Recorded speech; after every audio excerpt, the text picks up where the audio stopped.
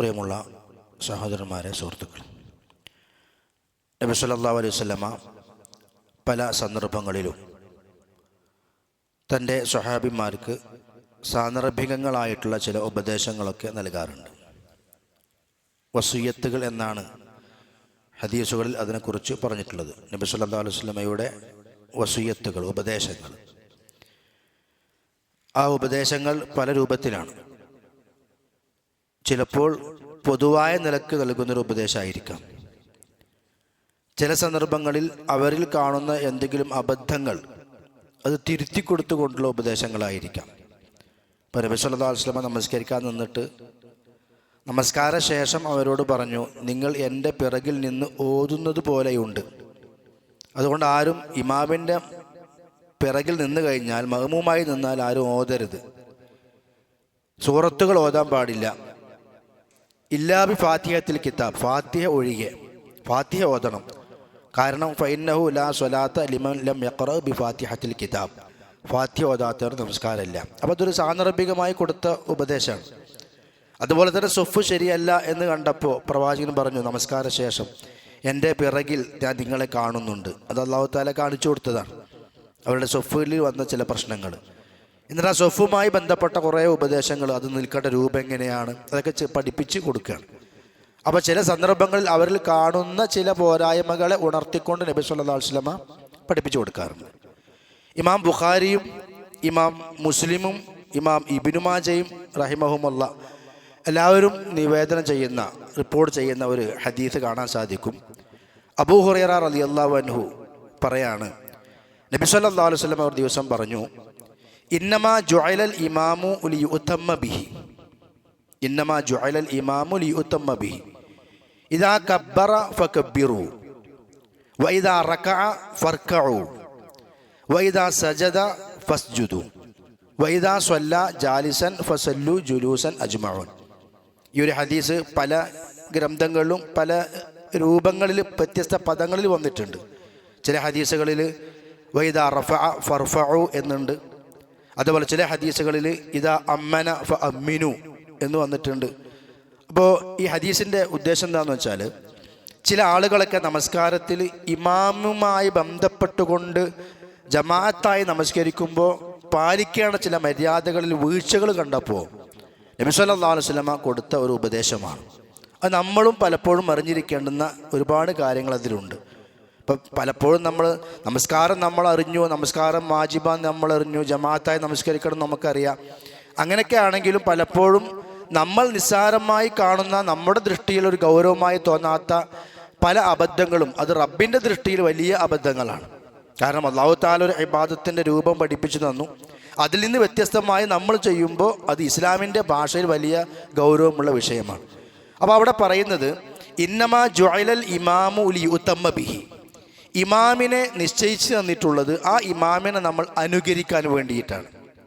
അതായത് ആ ഇമാമിനെ പിൻപറ്റിക്കൊണ്ട്, പിന്തുടർന്നുകൊണ്ട് കാര്യങ്ങൾ ചെയ്യാൻ വേണ്ടിയിട്ടാണ്. ഇദാ കബ്ബറ ഫകബ്ബിറു, ഇമാം അല്ലാഹു അക്ബർ എന്ന് പറഞ്ഞ് കൈ കെട്ടിക്കഴിഞ്ഞാൽ, തക്ബീർ ചൊല്ലിയാൽ, അത് ആദ്യത്തിലാണെങ്കിലും ശരി, ഇടക്കുള്ള തക്ബീറുകളാണെങ്കിലും ശരി, ഇമാമിന് തക്ബീർ കഴിഞ്ഞാൽ നിങ്ങളും തക്ബീർ ചെയ്യുക. വഇദാ റകഅ ഫർകഉ, ഇമാം റുക്കൂയിലേക്ക് പോയാൽ നിങ്ങളും റുക്കൂയിലേക്ക് പോകുക. ഇനി വേറൊരു റിപ്പോർട്ടിൽ വഇദാ റഫഅ ഫർഫഉ, ഇമാം ഉയർന്നാൽ നിങ്ങളും ഉയരുക. വഇദാ സജദ ഫസ്ജുദു, ഇമാം സുജൂദ് ചെയ്താൽ നിങ്ങളും സുജൂദ് ചെയ്യുക. വഇദാ സ്വല്ല ജാലിസൻ, ഇമാം ഇരുന്ന് നമസ്കരിച്ചാൽ ഫസല്ലു ജുലൂസൻ അജ്മഊൻ, നിങ്ങളൊക്കെ ഇരുന്ന് നമസ്കരിക്കുക. അപ്പോൾ ഇതിലെ വിഷയം എന്താണെന്ന് വെച്ചാൽ, ഇമാമിൻ്റെ കൂടെ മഅ്മൂമായി നിൽക്കുന്ന നമ്മളിൽ ഇന്ന് സാധാരണയായി 3 അവസ്ഥകൾ കാണാറുണ്ട്. അത് പല ആളുകളിലും പല രൂപത്തിലാണ്.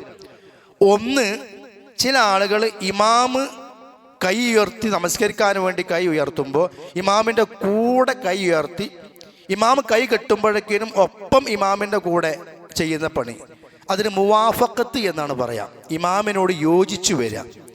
ഇത് നമസ്കാരത്തിൽ പാടില്ലാത്ത കാര്യമാണ്. ഇമാമിൻ്റെ ഒപ്പം, ഇമാമ റുക്കൂയിലേക്ക് ഇങ്ങനെ പോവുക, നമ്മളും കൂടെ പോയി. ഇമാം സുജൂദിലേക്ക് എത്തുമ്പോഴേക്കും നമ്മൾ ഇമാമിൻ്റെ കൂടെ ഒപ്പം എത്തി, രണ്ടാളും ഒപ്പം ചെയ്തുകൊണ്ടിരിക്കുക. അത് പാടില്ല. അതിന് മുവാഫഖത്ത് എന്ന് പറയും. ഇമാമിനോട് മഅ്മൂം യോജിച്ചു വരിക. അങ്ങനെ യോജിച്ചു വരാൻ പാടില്ല. കാരണം ഇന്നമാ ജുഅലൽ ഇമാമു ലിയുതമ്മ ബിഹി, ഇമാമ് നിശ്ചയിക്കപ്പെട്ടത് ഇമാമിനെ മാതൃകയാക്കാൻ വേണ്ടിയിട്ടാണ്. മാതൃക എപ്പോഴാകുക? ആ പണി ഒരാൾ മുമ്പിൽ ചെയ്യണം, ചെയ്ത് കഴിഞ്ഞിട്ട് ചെയ്യുക, അപ്പോഴാണ് മാതൃകയാകുക. നബി സല്ലല്ലാഹു അലൈഹി വസല്ലം ചെയ്ത് കാണിച്ചു തന്നു, പിന്നെ നമ്മൾ ചെയ്യുന്നു. അതുകൊണ്ടാണ് നമ്മൾ നബിയെ മാതൃകയാക്കിയെന്ന് പറയുന്നത്. ഇമാമ നമസ്കാരത്തിൽ മാതൃകയായി എന്ന് പറഞ്ഞാൽ ആ ഇമാമ കർമ്മം ചെയ്തതിനു ശേഷം ചെയ്യണം. അപ്പം മുവാഫഖത്ത് പാടില്ലാത്തതാണ്. രണ്ടാമത്തത് മുസാബഖത്ത് എന്ന് പറയും. മുസാബഖത്ത് എന്ന് പറഞ്ഞാൽ ഇമാമിനെ മുൻകടന്നുകൊണ്ട് ചെയ്യാം. അതായത് ഇപ്പം ചില ആളുകൾക്ക് ഇമാം ഓതുന്ന സൂറത്ത് അറിയാമെന്ന് വെക്കുക. ഇമാം ഫാത്തിഹ ഓതി അടുത്ത സൂറത്ത് ഓതി റുക്കൂയിലേക്ക് പോകേണ്ട സമയമാകുമ്പോൾ ആ സൂറത്ത് അവിടെ അവസാനിച്ചിട്ടുണ്ടെന്ന് മഅ്മൂമിന് അറിയാം. അപ്പം മഅ്മൂമിന് അത് അറിയുന്നത് കൊണ്ട് ഇമാം അല്ലാഹു അക്ബർ എന്ന് പറഞ്ഞ് റുക്കൂയിലേക്ക് പോകുന്നതിന് മുമ്പ് തന്നെ ഇവന് കയ്യൊക്കെ പൊതിച്ച് ഒരുങ്ങി കഴിഞ്ഞിട്ടുണ്ടാവും. അത് ഇമാമിനെ മുൻകടക്കാണ്, അതിന് മുസാബഖത്ത് എന്നാണ് പറയാം. അതുപോലെ തന്നെ ഇമാം റുക്കൂയിലേക്ക് പോവുകയാണ്, ഇവന് ഇമാമിൻ്റെ കൂടെ പോയിട്ട് ഇമാമിൻ്റെ മുമ്പേ ഇവൻ റുക്കൂയിലെത്തിയിട്ടുണ്ടാവും മഅ്മൂമ്. ചില ആളുകൾ ഇമാം ഇപ്പം പ്രത്യേകിച്ചും ഇമാം വല്ല മുട്ടുവേദനക്കുള്ള ആളാണെങ്കിൽ അവൻ അല്ലാഹു അക്ബർ എന്ന് പറഞ്ഞ് റുക്കൂയിൽ സുജൂദിക്ക് പോകുന്നേ ഉണ്ടാവുള്ളൂ, മഅ്മൂം അവിടെ എത്തിക്കഴിഞ്ഞിട്ടുണ്ടാവും. അതുപോലെ തന്നെ റുക്കൂ സുജൂദിന് ഉയരുന്ന കാര്യത്തിലും ഇതിന് മുസാബഖത്ത് എന്ന് പറയും. ഇമാമിനെ മുൻകടന്നുകൊണ്ട് പ്രവർത്തിക്കുക. ഇത് വലിയ ഗൗരവമുള്ള വിഷയമാണ്. ഹദീസിൽ കാണാം, അമാ യഖ്ശല്ലദി യർഫഉ റഅസഹു ഖബ്ലൽ ഇമാമി അൻ യുഹവ്വില അല്ലാഹു റഅസഹു റഅസ ഹിമാർ ഔ യജ്അല സൂറത്തഹു സൂറത ഹിമാർ. ഇമാമിൻ്റെ മുമ്പേ തല ഉയർത്തുന്ന ആളുകൾ തങ്ങളുടെ തലയെ അല്ലാഹു തആല കഴുതയുടെ തലയാക്കി മാറ്റുന്നതിനെ ഭയപ്പെടുന്നില്ലേ? അല്ലെങ്കിൽ അവൻ്റെ രൂപത്തെ മുഴുവൻ അല്ലാഹ് കഴുതയുടെ രൂപമാക്കി മാറ്റുന്നതിനെ ഭയപ്പെടുന്നില്ലേ എന്ന് നബി സല്ലല്ലാഹു അലൈഹി വസല്ലം ഒരു ഹദീസിലൂടെ അതും ഒരു ഉപദേശം എന്നുള്ള നിലക്ക് അത് കാര്യം പഠിപ്പിക്കുന്നുണ്ട്. അപ്പോൾ ഇമാമിൻ്റെ ഒപ്പം മുവാഫഖത്ത് പാടില്ല, ഇമാമിനെ മുൻകടന്നുകൊണ്ട് മുസാബഖത്ത് അതും വരാനും പാടില്ല. പിന്നെ എന്താണ് വേണ്ടത്? അതാണ് മുതാബഅത്ത്. മുതാബഅത്ത് എന്ന് പറഞ്ഞാൽ പിന്തുടരൽ. ഇമാം അല്ലാഹു അക്ബർ എന്ന് പറഞ്ഞ് കൈകെട്ടി, ആ കൈകെട്ടി ഇമാം കെട്ടിക്കഴിഞ്ഞിട്ടാണ് ശേഷമാണ് നമ്മൾ എന്ത് ചെയ്യേണ്ടത്? ആ കൈ ഉയർത്തി നമ്മൾ കെട്ടേണ്ടത്. ഇമാം റുക്കൂയിലേക്ക് എത്തി, അതിനുശേഷമാണ് നമ്മൾ റുക്കൂയിലേക്ക് പോകേണ്ടത്. സ്വഹാബികൾ പറയുന്നുണ്ട്, നബി സല്ലല്ലാഹു അലൈഹി വസല്ലം റുക്കൂയിൽ എത്തിയിട്ടാണ് ഞങ്ങൾ റുക്കൂയിലേക്ക് പുറപ്പെടാറുള്ളത്. അപ്പോഴാണ് ഈ മുതാബഅത്ത് വരുന്നത്, ഇമാമിനെ പിൻപറ്റുന്ന അവസ്ഥ വരുന്നത്. ഈ നബി സല്ലല്ലാഹു അലൈഹി വസല്ലം സുജൂദിലേക്ക് എത്തിയതിന് ശേഷമാണ് ഞങ്ങൾ സുജൂദിലേക്ക് പുറപ്പെടാറുള്ളത്.